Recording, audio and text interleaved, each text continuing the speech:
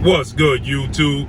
It's your boy, Blue Blood Sports TV, back at y'all with another one. So, undefeated, undisputed lightweight world champion superstar boxer Devin "The Dream" Haney, 28 wins, no losses, no draw, 15 wins by way of knockout. He's 23 years of age, 5'9.5" with a 72-inch arm reach. He absolutely goes in on undefeated 3-division world champion superstar boxer Gervonta Tank Davis, who simultaneously held the WBA super title at 130, the WBA regular title 135 and 140, all at one time simultaneously, okay? Gervonta Tank Davis is 27 wins, no losses, no draw, 25 big wins by way of knockout. He is 27 years of age, 5'5" with a 67-inch arm reach. With that said, Gervonta Tank Davis and Devin Haney been going back and forth via social media for quite some time, for some years now. Devin Haney, he took to social media and he actually did an interview with Wally and Gilly the Kid, and he stated that if anybody has the footage, because there was people that was recording his highly anticipated, or dare I say,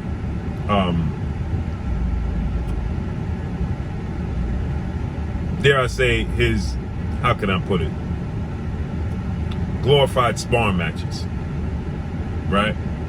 The glorified sparring match and the second sparring match, there was two.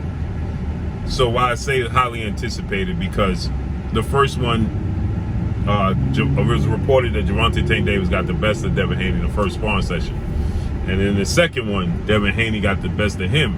But heading into the second one, it was highly anticipated because legendary retired Hall of Fame iconic superstar boxer, man known as Money, Floyd Money Mayweather, and 4-division world champion superstar boxer Adrian "The Problem" Broner, they had a wager going on for the second sparring session at the Doghouse in Mayweather's boxing gym, at the Mayweather boxing gym in Las Vegas, and everybody was anticipating to see what's going to happen.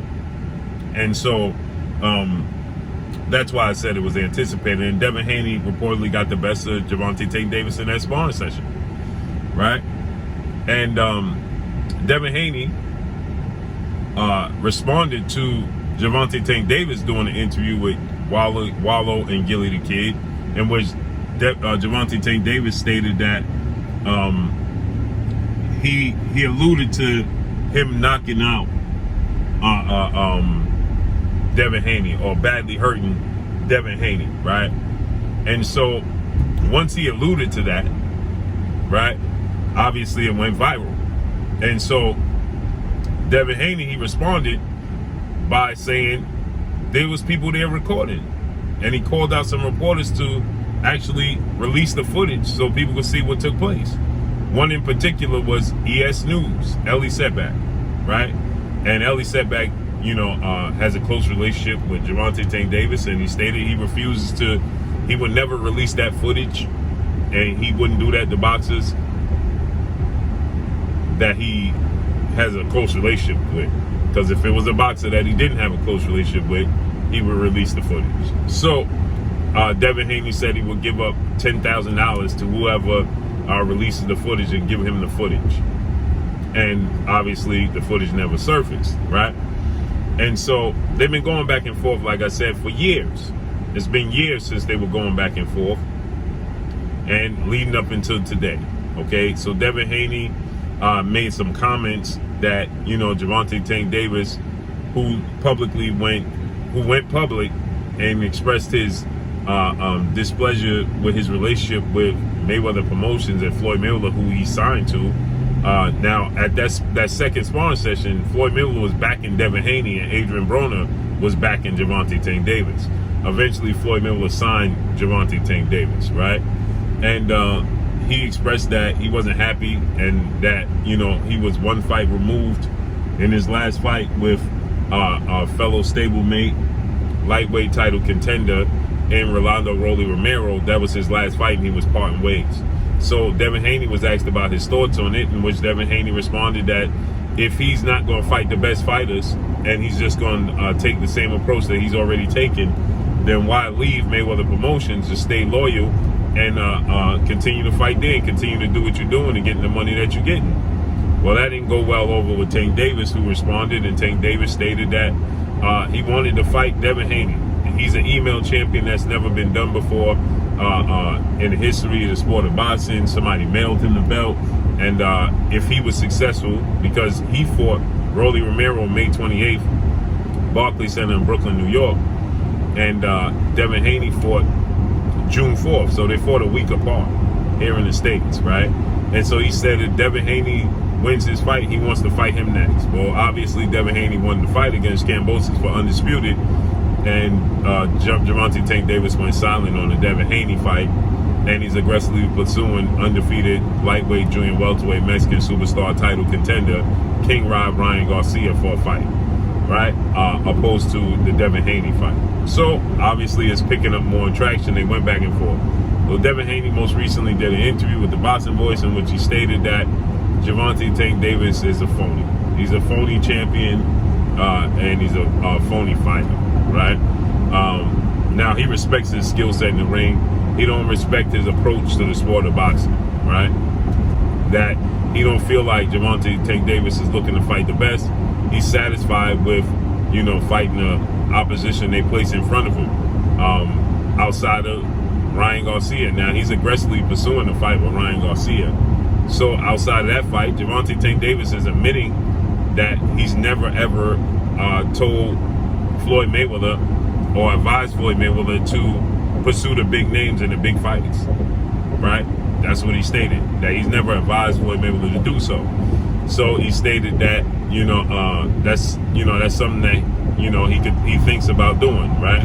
But he never told Floyd Mayweather, I want to fight this fighter, that fighter, or this fighter. He's kept it to himself, right? And so with that said, you know, Gervonta Tank Davis is a massive draw, a massive commodity, and the fight with Devin Haney would be absolutely enormous, right?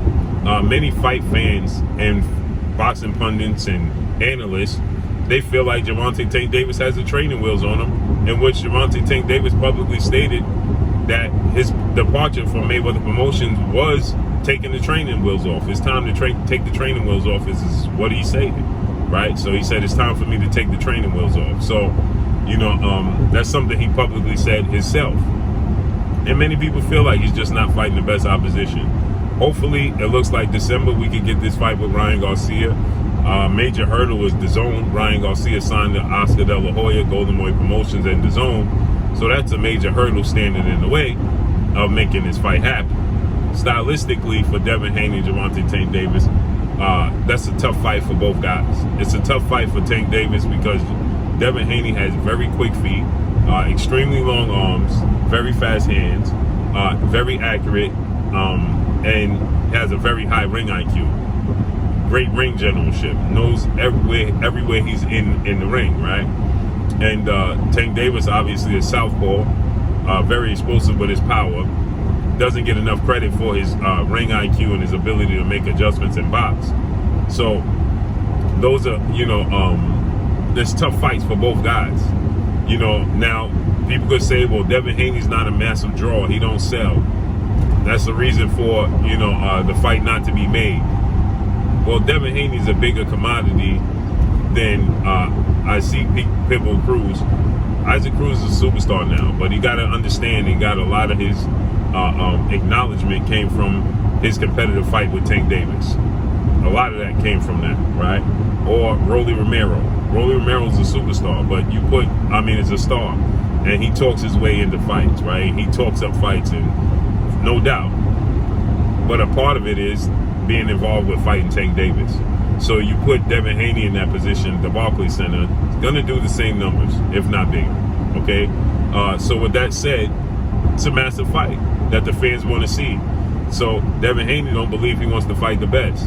Then Devin Haney goes in on his upcoming opponent in George Cambosos, former unified lightweight champion, Australian star boxer, who's 20 wins, 1 loss, no draw, 10 wins by way of knockout, 29 years of age, 5'9", with a 68-inch arm reach.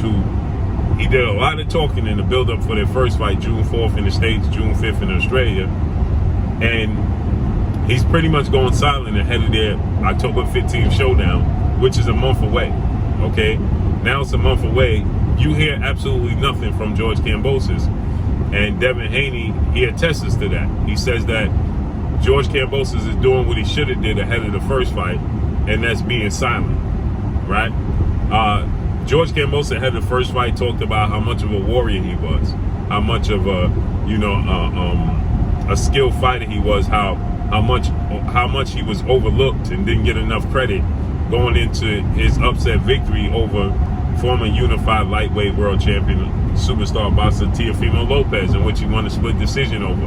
Dropped Teofimo Lopez, was dropped himself, faced adversity, and still succeeded, right?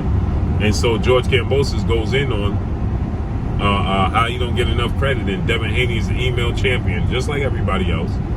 Devin Haney's an email champion. That's easy for you people to use to try to discredit fighting Devin Haney. Okay, they used it. He's not a real champion. He didn't fight anybody, so on and so forth. He's boring. These are the things you consistently hear about Devin Haney, and it's a ploy to not fight Devin Haney. It's a way to avoid fighting him. Well, he's not a big draw. Who's he for? He's boring. He don't get knockouts. Well, he got more knockouts than Cambosos does. And so Cambosos was talking about how he was going to knock him out, how he was a better fighter. He wasn't a better fighter than Teofimo Lopez. Cambosos was opting to try to fight two-time Olympic gold medalist, 3-division world champion, former unified lightweight world champion, Ukrainian superstar boxer Vasil High-Tech Lomachenko. Right? That's who he was opting to fight. But it fell through because Lomachenko opted to go to the Ukraine in an unfortunate chain of events that's taking place between his country and Russia. So he opted to stay home. And lo and behold, George Kambosos was forced into a fight with Devin Haney. Right? And it didn't go well. The plan B didn't go well, right? He still had the kid. He wanted that plan B, but you couldn't avoid having that kid, and his name is Devin Haney, and you got Devin Haney, and he dominated, pitched the shutout. Essentially won every single round against George Kambosos. He pitched the shutout, dominant performance, and he never even took it out of first and second gear. Used the jab, slipped the punches, and countered with a right hand every now and then. George Kambosos had no answer for it. So now George Kambosos is stating that he's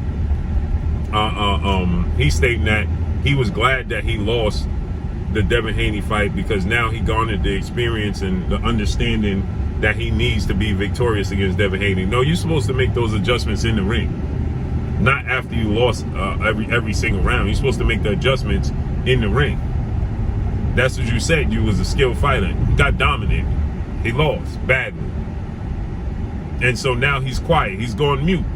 You couldn't get Cambosos to stop talking ahead of the first fight. Now you can't get him to say anything. He's going mute.